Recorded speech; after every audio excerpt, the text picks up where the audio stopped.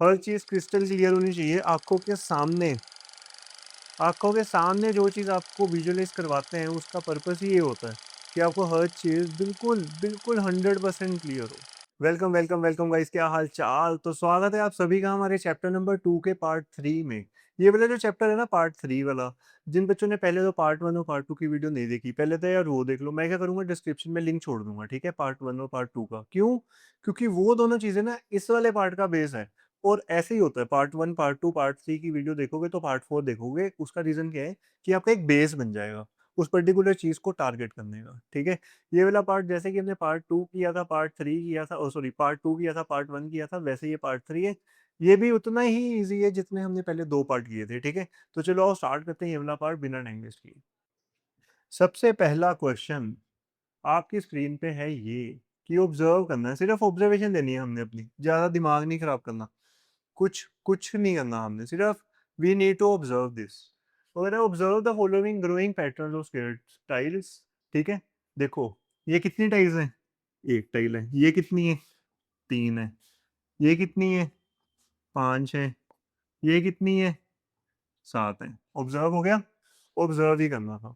आगे प्रिडिक्ट करो number of square अगले तीन स्टेजेस ऑफ पैटर्न में कितने होंगे और राइट करो सीक्वेंस ऑफ नंबर स्टेज 7 तक। अब वो कहता कि आपने चलो 4 स्टेज तो कर लिए, इसको स्टेज 7 तक लेके आओ। 1, 3, 5, 7। देखो, 4 का 7 है, सब में डिफरेंस कितने-कितने का है? 2-2 का। सब में 2-2 का डिफरेंस है। 7 + 2 9, 9 + 2 11, 11 + 2 13। ये हो गया आपका स्टेज नंबर 5, ये हो गया स्टेज नंबर 6 और ये हो गया स्टेज नंबर 7। ठीक है? इसी के साथ ये वाला कांसेप्ट जो है, ये वाला जो इसने पूछा था, ये हो गया हमारा खत्म। आगे देखते हैं।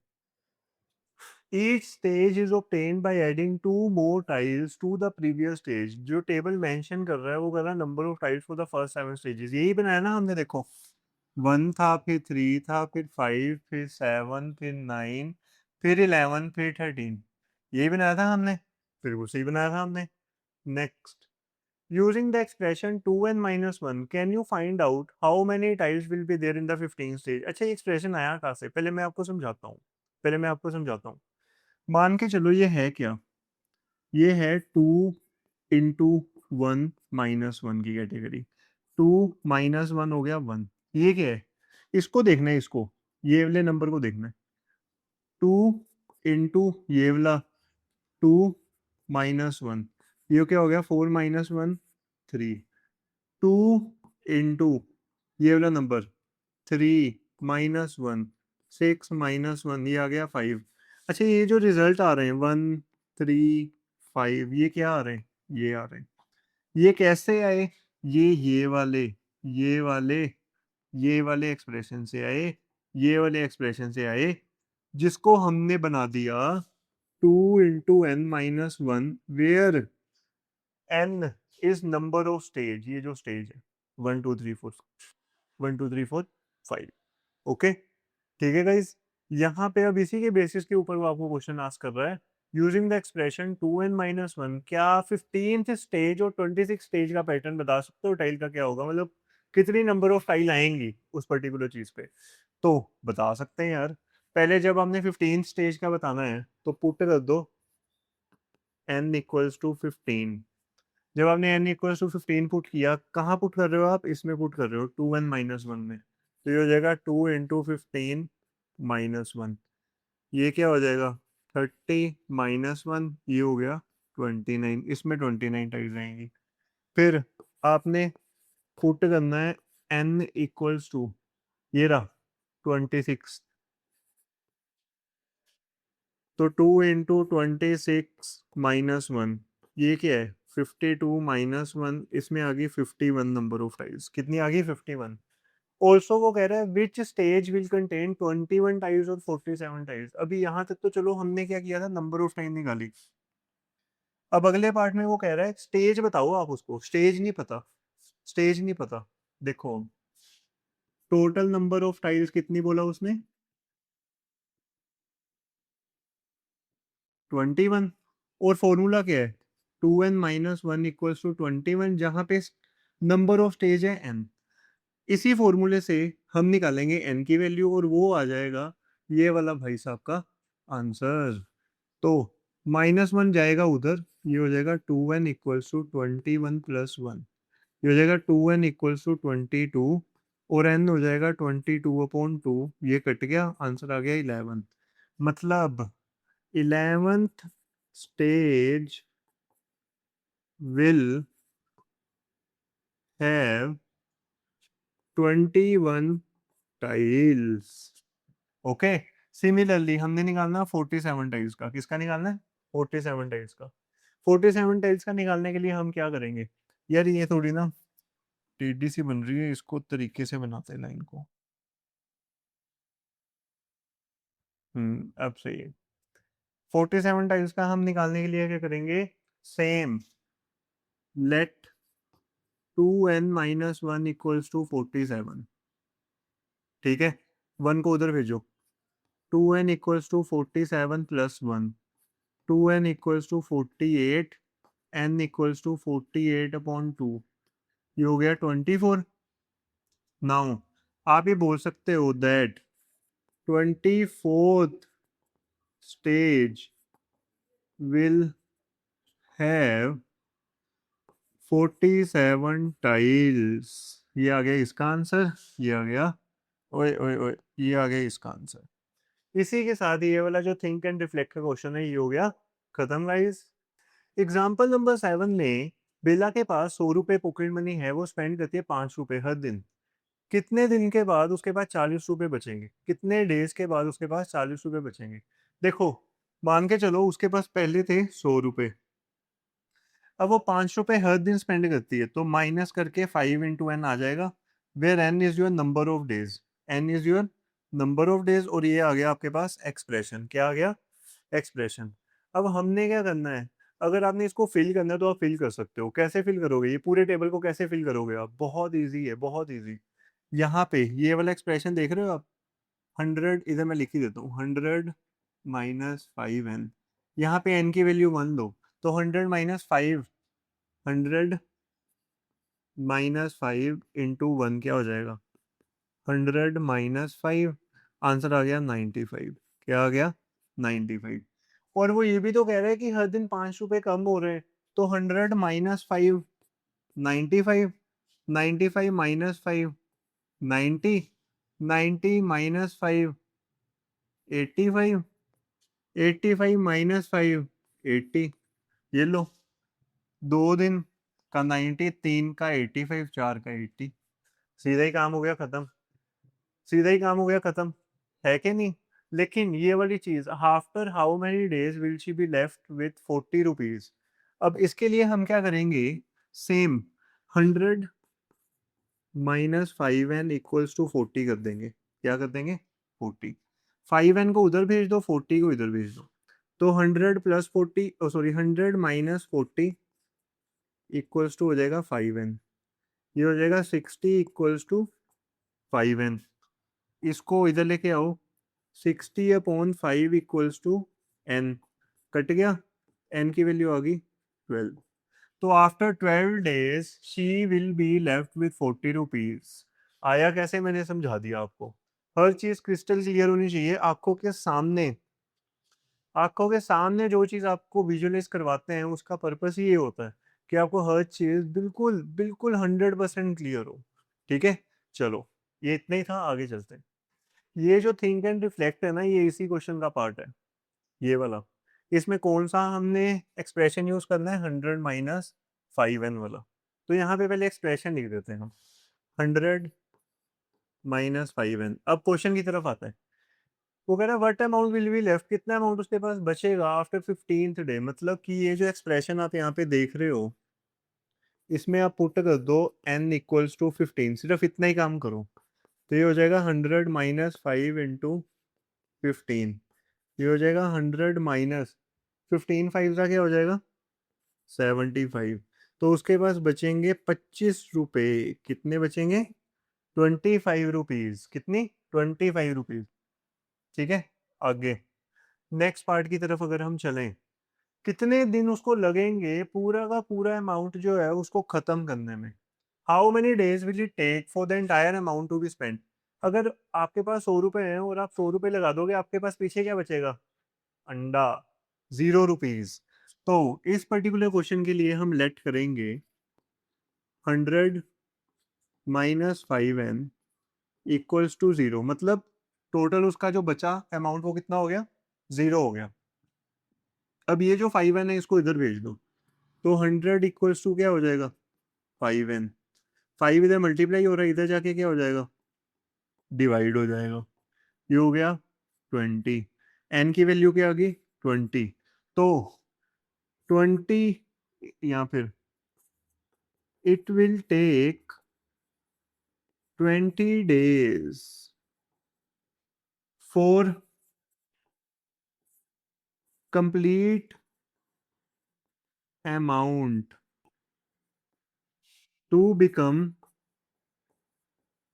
0। खत्म खत्म खत्म खत्म। और टू बी स्पेंड कंप्लीटली। इसी के साथ ये वाला थिंक एंड रिफ्लेक्ट वाला जो पार्ट है ये हो गया खत्म गाइस। एग्जाम्पल 8, एक ऑटो रिक्शा फेयर है वो स्टार्ट हो रहा है 25 रुपीज से। किससे स्टार्ट हो रहा है? 25 रुपीज से। और वो सेम रह रहा है पहले 2 किलोमीटर के लिए। किसके लिए? पहले 2 किलोमीटर के लिए वो सेम है। उसके बाद वो इंक्रीज हो रहा है 15 रुपए पर किलोमीटर के हिसाब से। कितना फेयर होगा 10 किलोमीटर का? 10 किलोमीटर्स का जो फेयर है वो कितना होगा वो कह रहे हैं। अब मान के चलो जैसे 2 किलोमीटर के हिसाब से पहले वो दूसरा 25 फिक्स है, लेकिन जो तीसरा होगा वो क्या होगा? 25 + 15, 40। 40 + 15 क्या हो जाएगा? 55। 55 + 15 क्या हो जाएगा? 70। 70 + 15 क्या हो जाएगा? 85। यही होगा ये। लेकिन इसको जरा समझने के लिए ये चीज समझो कि अगर मैं इस पर्टिकुलर केस में 15 को मल्टीप्लाई कराऊं ये वाले 2 के साथ और माइनस करा दूं 5, तो क्या 25 आ रहा है? आ रहा है। इस वाले केस को समझो, अगर मैं 15 को मल्टीप्लाई कराऊं ये वाले 3 के साथ और माइनस करा दूं 5, तो क्या ये 40 आ रहा है?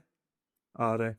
तो एक्सप्रेशन कहीं ना कहीं क्या बनेगा? एक्सप्रेशन बनेगा 15n - 5, वेयर जो n की वैल्यू है, n की वैल्यू है वो क्या होगी? या तो 2 होगी या 2 से ज्यादा होगी, या तो वो ग्रेटर देन होगी या इक्वल टू होगी 2 के। सही कह रहा हूँ कि नहीं?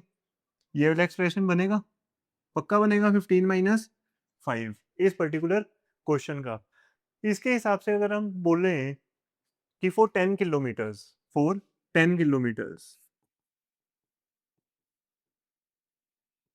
आप पुट कर दो n इक्वल्स टू 10, तो ये क्या हो जाएगा? 15 10 - 5, ये हो जाएगा 150 - 5, ये हो गया 145 रुपीज। क्या हो गया?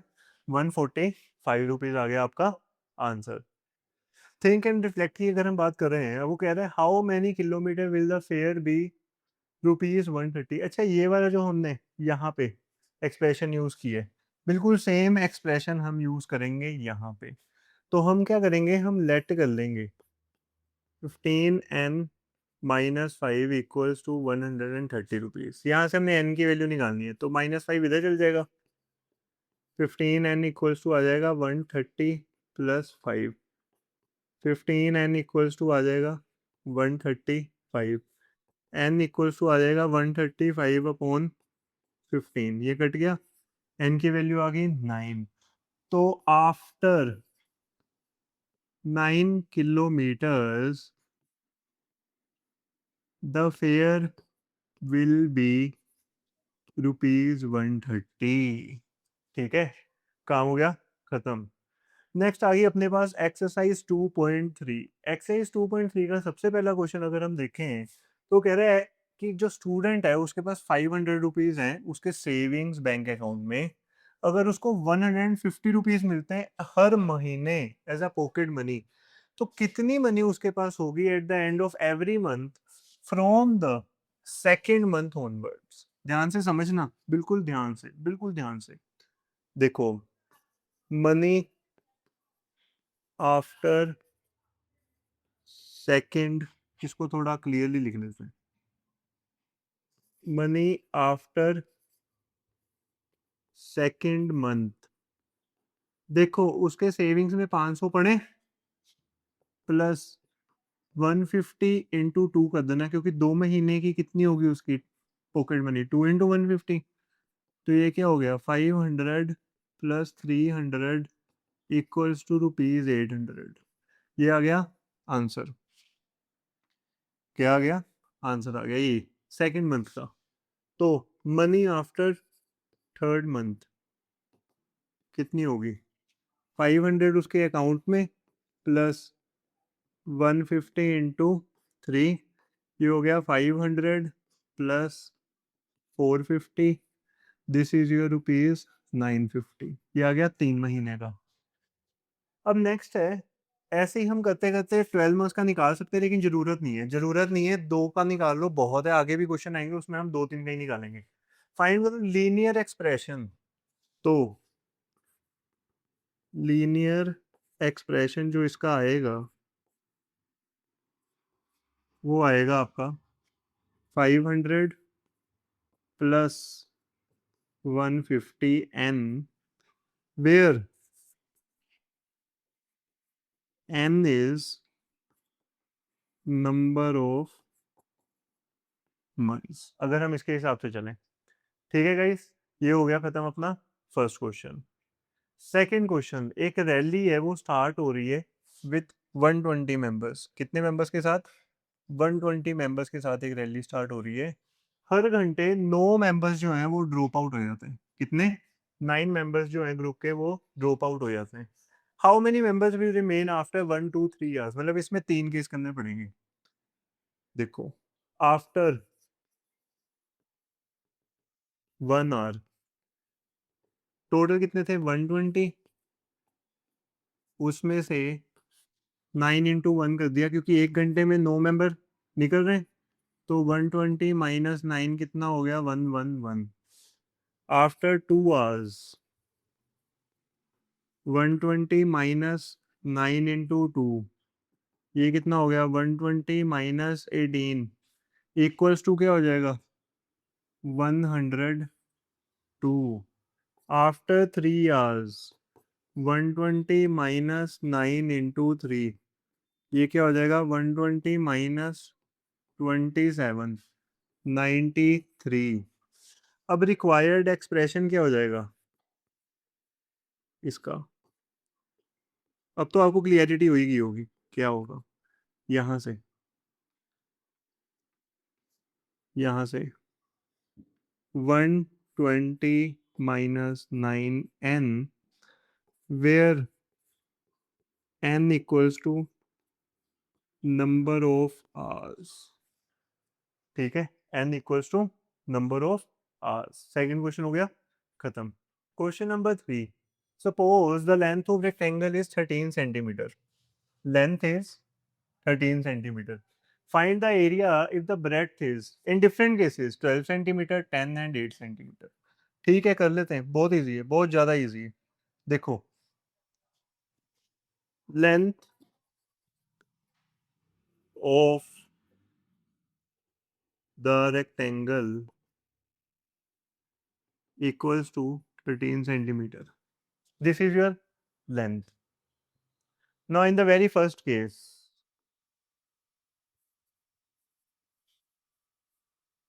breadth of the rectangle is 12 centimeter.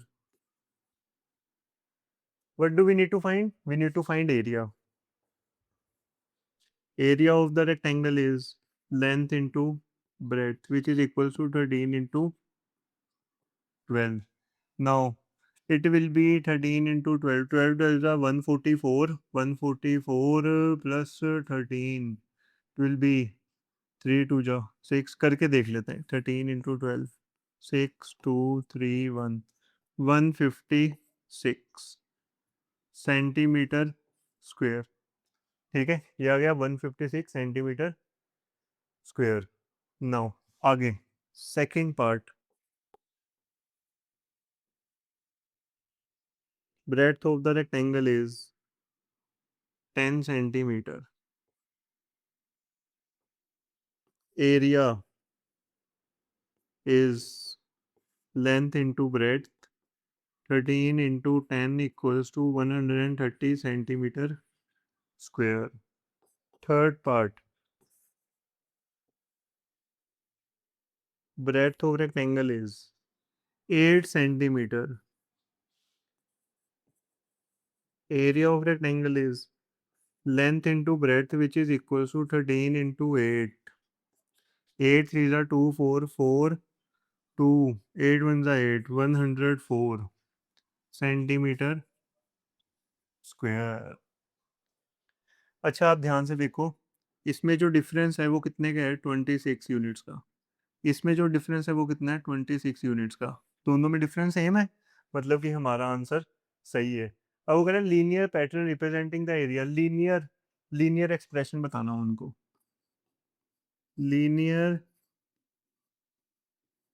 Expression क्या आएगा आपके हिसाब से? लीनियर एक्सप्रेशन आएगा, एरिया इक्वल्स टू होता है लेंथ इनटू ब्रेड्थ। अगर हम ब्रेड्थ को अगर हम ब्रेड्थ को x मान लें और लेंथ दी हुई है 13, तो एरिया हो जाएगा 13x। क्या हो जाएगा? एरिया हो जाएगा 13x, where x equals to breadth. Fourth question is suppose the length of rectangle is 7 centimetre. Length fix है 7 और ब्रेड्थ है 11 सेंटीमीटर।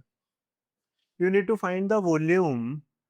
अगर हाइट पहले पार्ट में ये, दूसरे में ये, तीसरे में ये, अब अगर आपने वॉल्यूम फाइंड करनी है तो वॉल्यूम का फॉर्मूला भी तो पता होना चाहिए पहले। क्या होता है वॉल्यूम का? फॉर्मूला होता है L into b into h. Length और ब्रेड तो चलो आपको दी हुई है दोनों, हाइट आपने चेंज कर करके लेनी है। तो सबसे पहले पार्ट में सबसे पहले पार्ट में हम क्या करते हैं? Volume is L into b into h. Length क्या है? 7। ब्रेड्थ क्या है? 11। और हाइट क्या दी हुई है? 5। तो ये क्या हो जाएगा? 7 इंटू 11 77, 77 इंटू 5, 5 7 जा 3 5 5 3 5 7 जा 35 3 8। So the answer is your answer आ गया 385। लेकिन इसकी जो एसआई यूनिट होती है वो होती है क्यूब। वॉल्यूम की क्या होती है? क्यूब। एरिया में क्या थी? स्क्वायर। ये याद रखनी है बात आपने। सेकेंड पार्ट देखते हैं। अगेन वॉल्यूम क्या होगी? L into b into h, जहाँ पे लेंथ इंटू ब्रेड्थ को चलो मैं 77 कर लेता हूँ सीधा ही, और हाइट कितनी है? 9। 77 इंटू 9 करो भाई, 6 3 6 9 66 सेंटीमीटर क्यूब। ठीक है। थर्ड पार्ट, वॉल्यूम कितनी है? L into b into h. Length into breadth तो फिक्स ही है, तो 77 और ये हो गया 13। अब ये 77 इंटू 13 आप खुद करो और मेरे को ना कमेंट में बताओ फटाफट कि क्या आएगा। मल्टीप्लाई करके बताओ फटाफट आंसर क्या आएगा। फटाफट फटाफट फटाफट। सबको पता है कमेंट करने कितने इंपॉर्टेंट है ना? पता है ना? तो चलो फटाफट बताओ कमेंट करके क्या आएगा। ओके, मैं इन द मीन टाइम क्या करता हूँ, इसका एक्सप्रेशन करता हूँ।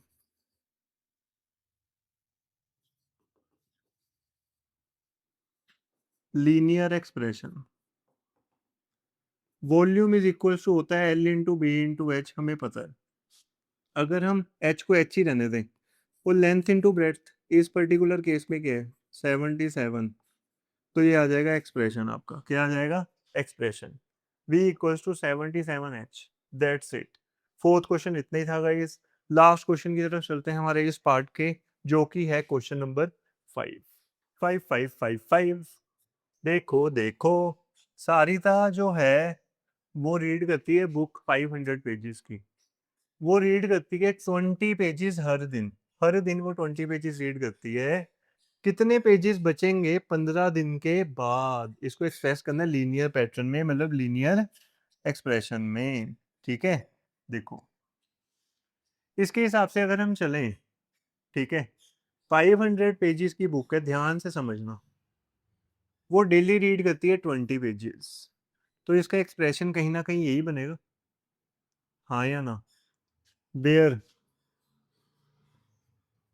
n is number of days. अब हमने उसको बताना है how many pages will be left after 15 days, तो आफ्टर 15 डेज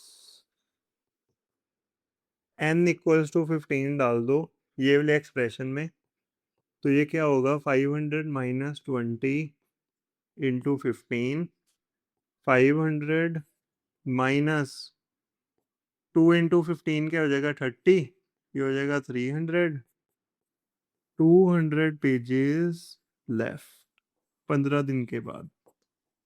और एक्सप्रेशन तो हमने ये बता ही दिया था इसको। इसी के साथ हमारा ये वाला क्वेश्चन हो गया खत्म गाइस, ये वाला पार्ट भी हो गया खत्म। तो अगर आपको हमारी ये वीडियो पसंद आई है बच्चे, हमारे चैनल को सब्सक्राइब करें, वीडियो को लाइक करें, शेयर करें, कमेंट करें, और जहां मैं बोलता हूँ कि भाई मेरे को कमेंट करके बताओ, वहां कमेंट करके बताया करो, उससे क्या होगा, उससे आपकी जो है इंटरेस्ट बना रहेगा। ओके, मिलते हैं आपको नेक्स्ट वीडियो में, till then take care, bye bye.